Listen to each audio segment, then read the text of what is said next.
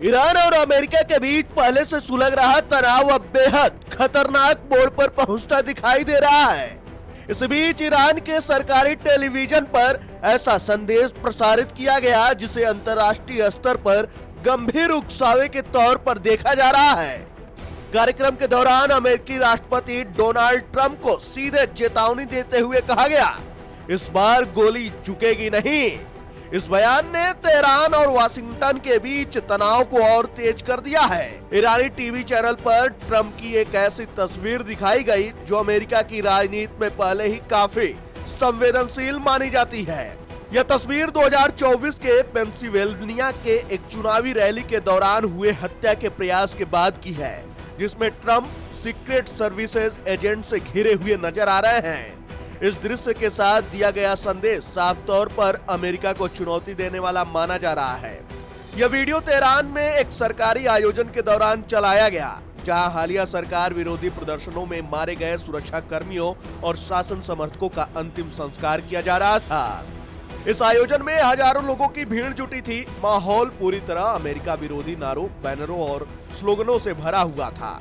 मंच और भीड़ दोनों तरफ से अमेरिका और खासकर डोनाल्ड ट्रंप के खिलाफ नारे लगाए गए, जिससे यह स्पष्ट हो गया कि ईरान की सत्ता प्रतिष्ठान इस मुद्दे को खुलकर राजनीतिक और भावनात्मक रूप दे रहा है। दरअसल ईरान और डोनाल्ड ट्रंप के बीच टकराव कोई नया नहीं है। साल 2020 में अमेरिका द्वारा किए गए ड्रोन हमले में ईरान के शीर्ष सैन्य कमांडर और कुद्स फोर्स के प्रमुख कासिम सुलेमानी की मौत हो गई थी। इस हमले को ईरान ने अपनी संप्रभुता पर सीधा हमला बताया था। तभी से ईरान की रिवॉल्यूशनरी गार्ड, सरकारी मीडिया और कई वरिष्ठ अधिकारी लगातार यह कहते आ रहे हैं कि सुलेमानी की हत्या का बदला लिया जाएगा। ट्रंप को लेकर दिए जा रहे धमकी भरे बयान इसी बदले की चेतावनी के रूप में बार बार सामने आते हैं।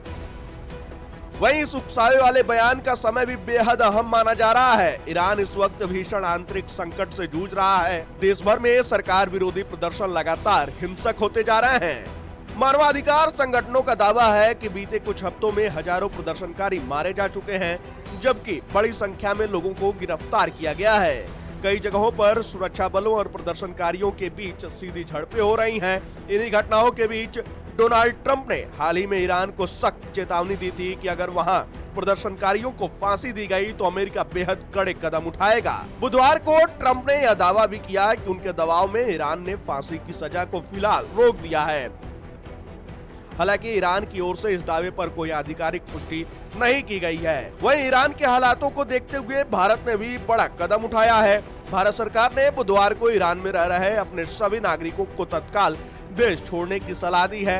विदेश मंत्रालय की ओर से जारी परामर्श में कहा गया है कि ईरान में सुरक्षा स्थिति तेजी से खराब हो रही है। ऐसे में भारतीय नागरिक उपलब्ध सभी संसाधनों, खासकर वाणिज्यिक उड़ानों का इस्तेमाल कर ईरान से बाहर निकले। इसके साथ ही भारत ने अपने नागरिकों को ईरान की यात्रा से भी फिलहाल बचने की सलाह दी है। वहीं भारतीय दूतावास ने स्पष्ट किया है कि यह सलाह छात्रों, तीर्थयात्रियों, व्यापारियों और पर्यटकों सभी भारतीयों के लिए है। दूतावास ने कहा कि ईरान में हालात लगातार बदल रहे हैं और किसी भी स्थिति से निपटने के लिए सतर्कता बेहद जरूरी है।